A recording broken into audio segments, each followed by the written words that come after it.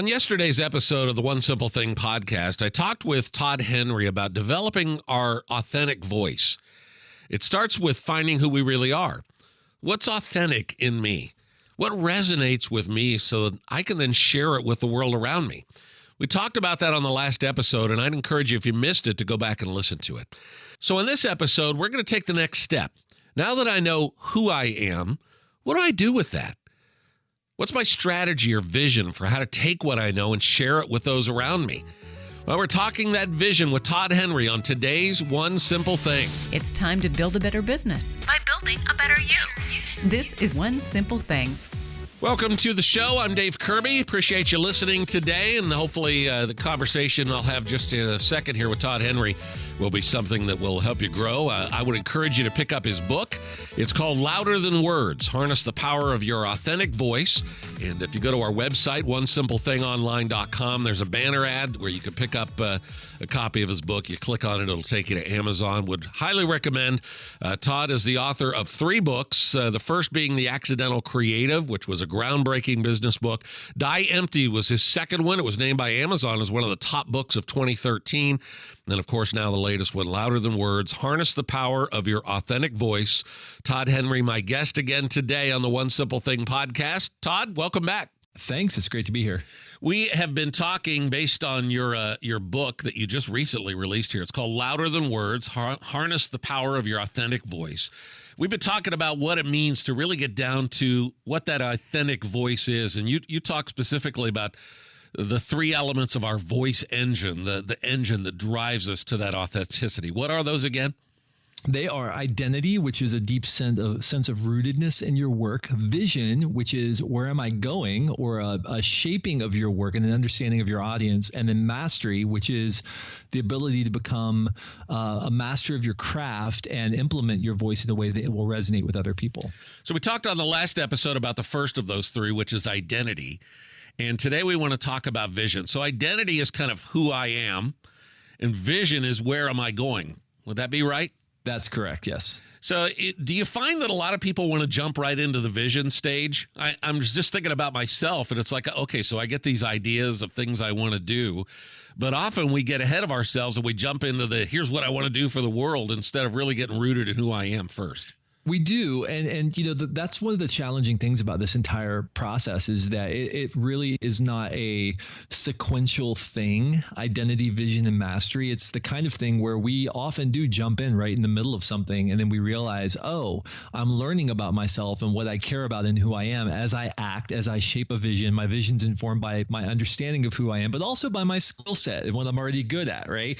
And there are a lot of stories in the book of people who, by happenstance, sort of cultivated a vision for their work, and that then led to an understanding of the skills they needed to develop in order to do that. But then as they developed those skills, they realized, oh, this is inconsistent with who I am, and I need to refine that a little more, refine my understanding of who I am. So it's not always perfectly sequential, but I do think, especially, the people I work with in creative organizations and whatnot, we always want to jump to execution first. We always want to skip to the last page of the book, but sometimes I believe that's putting the cart before the horse. I think our best work will stem from a deep sense of identity, a deep sense of who we are. There are not nearly as many Discover Who I Am programs out there as there are productivity programs.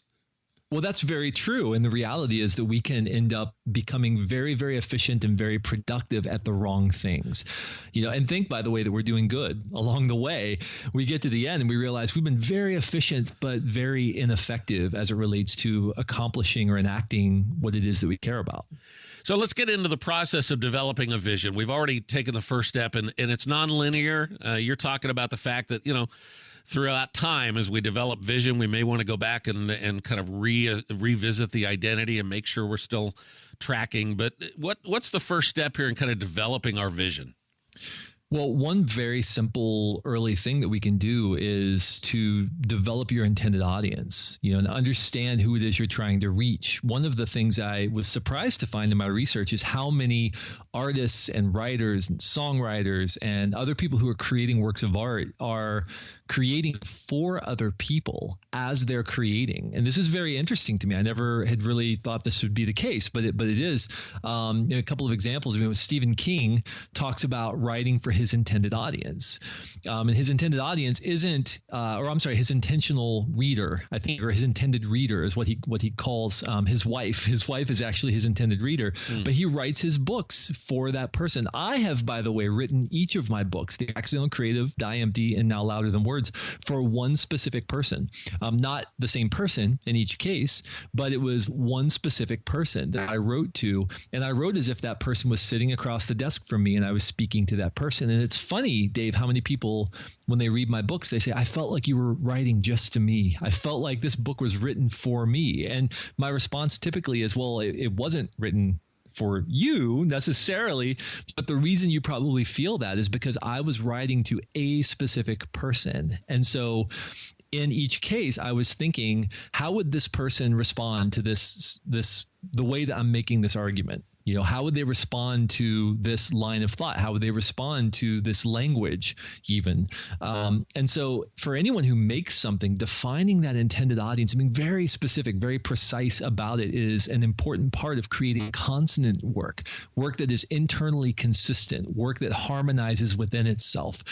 Because the more precise you are about your audience, the more likely you are to hit around that target. You're not always going to hit it perfectly, but you're going to hit around that target, which means that your work is going to take the shape of something consonant over time.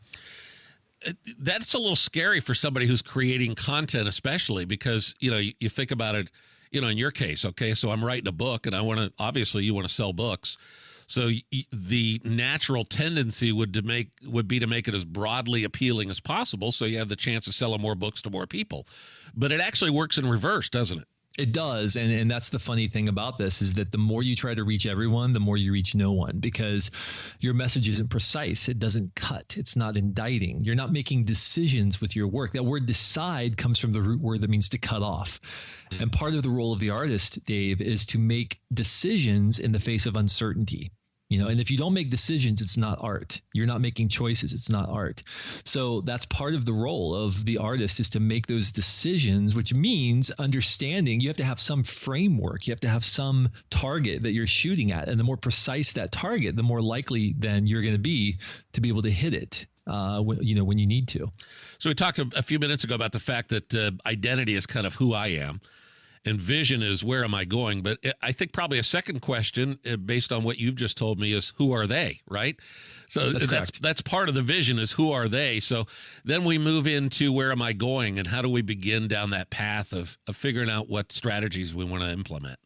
That's exactly right. And part of that, I think, is, on a couple of fronts. And again, when we talk about authenticity, some people think it's just transparency. I'm going to do whatever I want. And if people like it, they do. And if they don't, they don't. And listen, if that's your perspective, that's fine. Just don't expect anybody to pay attention to what you're doing. I mean, maybe they will. Maybe you'll find, but I think a better, more productive, more contributive path is to say, I care deeply about this and I care deeply about the people that I want to serve. And I have a vision for where I want to take them according to what I care about.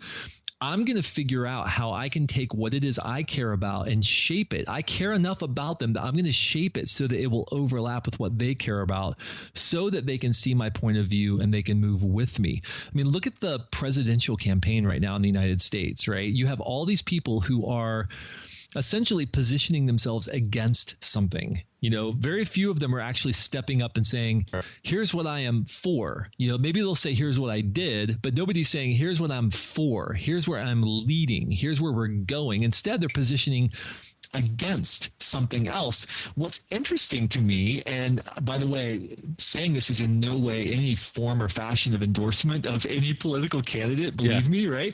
But what's interesting to me is the more Donald Trump appears to put his foot in his mouth by stepping out in front, the more his lead grows among likely Republican voters. And I'm watching this and I'm thinking, oh my gosh, how can this be the case? And then I think, oh, wait a minute, I just wrote a book about this. Because why are people intrigued by Donald Trump? Because like it or not, they believe that he believes what he's saying, and I think that there's something about that. I think that they, regardless of whether he is offering a compelling, positive vision about where he wants to take people, he is not standing up and basically defending himself against everybody else. He's just kind of staying on message and kind of doing his thing. Now, again, I'm not saying, hey, let's all go out and be Donald Trump. No, right? but it's an interesting kind of sociological thing to study, isn't it?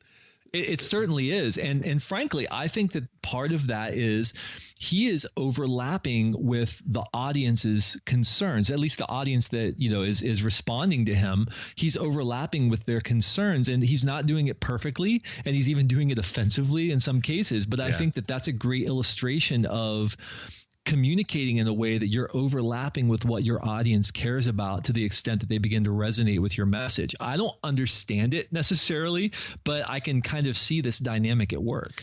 If you've ever played guitar or pretty much any musical instrument and you're tuning the guitar and you hit the one note and then you try to tune the next string to that note and it sounds off, but as you get it close to being in tune, you can hear those wavelengths start to synchronize.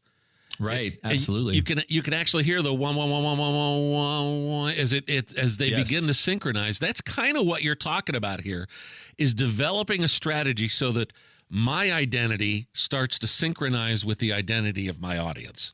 Absolutely. Yeah. And really, I would say you're tuning the shaping of your message so that it overlaps with the way that it will best be received by your audience, and I think that that's a great analogy, because I think that's exactly what it starts to feel like over the course of time. That's why it takes time, right? And some people are more gifted than others at doing that, but that's why it takes time. That's why vision is something you shape over time. It's not something that just is handed down to you, but instead, it's something you have to shape and own over the course of time, because you have to develop it. And that's why it's important to continually be checking back on my identity and what those values are that I've established for myself, because that's an important piece of the puzzle. If I'm going to synchronize my identity with the audience's identity, I have to keep in mind what mine is.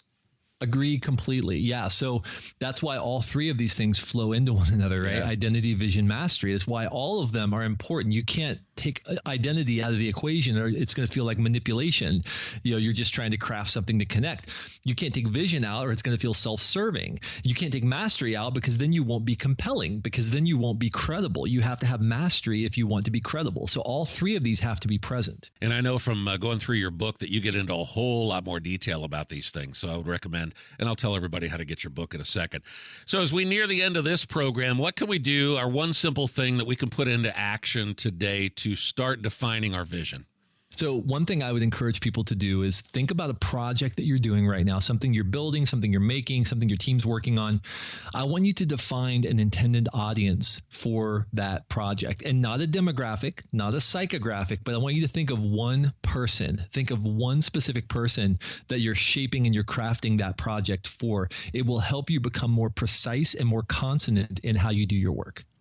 Thank you, Todd, for the great wisdom, and looking forward to talking to you next time. Thank you, Dave. Good advice from Todd Henry. I've heard that one person called an avatar, target audience, whatever. It's very important for us not to just think in terms of a group, but of an individual person. I have a background in radio. Those of you who know me know that I've been in radio for something like 35 years now, and we do exactly that. We narrow it down to one individual. And what does his or her life look like? How many kids do they have? What kind of car do they drive? What do they do for fun? What kind of house do they live in? What TV shows do they watch? You start diving into those kinds of information and that kind of specific target audience, and it makes all the difference in the world for how you're crafting your product, how you're crafting your message, to make sure that it gives you the best chance of resonating with your target. So good advice there from Todd Henry. Again, you can pick up a copy of his book. It's called Louder Than Words, Harness the Power of Your Authentic Voice. Go to our website, onesimplething.online.com. You can click on the banner ad you'll see for Todd Henry there on the right-hand side of the page. While you're there, I hope you'll sign up for our mailing list too. We've got a special PDF we want to send you called Tools of the Trade. It has a list of our favorite apps and how we use them to maximize our productivity here at One Simple Thing. We are not the be-all, end-all for productivity, but it gets the job done for us, and you may pick up a tip or two along the way. So you can sign up while you're there at the website, onesimplething.online.com. Or if you want to sign up, you can do so by texting the word SIMPLE to 66866 on your mobile phone, and that will sign you up via text message. Again, just text the keyword SIMPLE to 66866. I'm Dave Kirby. Thanks for listening. I'll be joined again by Todd Henry as we continue talking about how to develop your authentic voice. That's coming up next time here on the One Simple Thing podcast. Love you guys. Thanks for listening. I'll see you then.